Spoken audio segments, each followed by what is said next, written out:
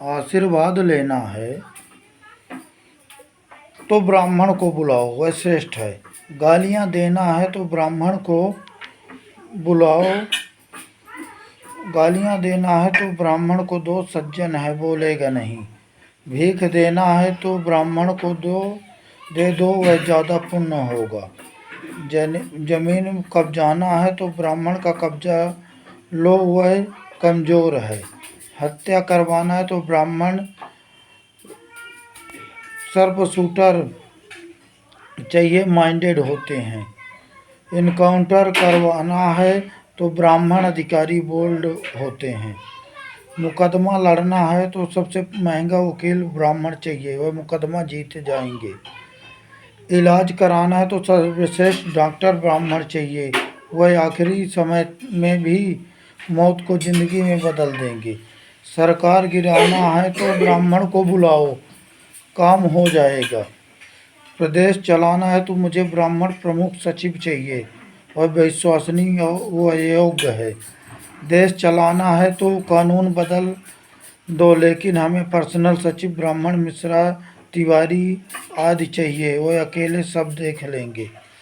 Border पर बहुत tension है तो ब्राह्मण जोशी जी को कमांडो सब ठीक कर देंगे। कश्मीर जल रहा है तो ब्राह्मण डोभाल जी को रिपोर्ट करो, शांत हो जाएगा। चीन हमें घेर रहा है तो कोई बात नहीं है, ब्राह्मण एस जयशंकर को बताओ, वह पूरी दुनिया की सेना लाकर चीन को घेर देंगे। चीनियों को पीछे हटाना है तो डोभाल से मीटिंग फिक्स कराओ, चीन अपने घर में दुपक जाएगा। फिर चुनाव आता है तो ब्राह्मण विदेशी है, इन्हें देश से भगाना होगा। ब्राह्मण ने हमारे समाज पर बहुत अत्याचार किया है, अब हम ब्राह्मण बाद में ख़त्म कर देंगे।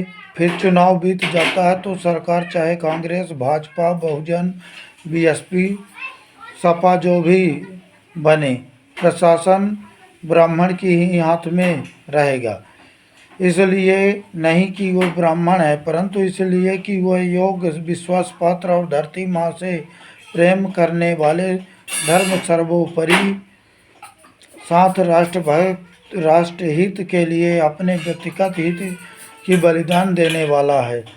ऐसे स्थिति हैं, ब्राह्मण की दुर्गति हैं।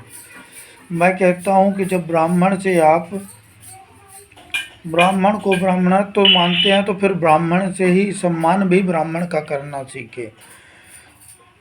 आप कहते हैं ब्राह्मण तो सब दिन SC ST OBC सबकी बात किए, ब्राह्मण तो सदैव आपका नीति रीति सब में चले। आप उठा करके इतिहास उठाएंगे तो देखेंगे ब्राह्मण ही आपके साथ खड़े रहे। इसलिए ब्राह्मण की बुराइयां करना आप बंद करें।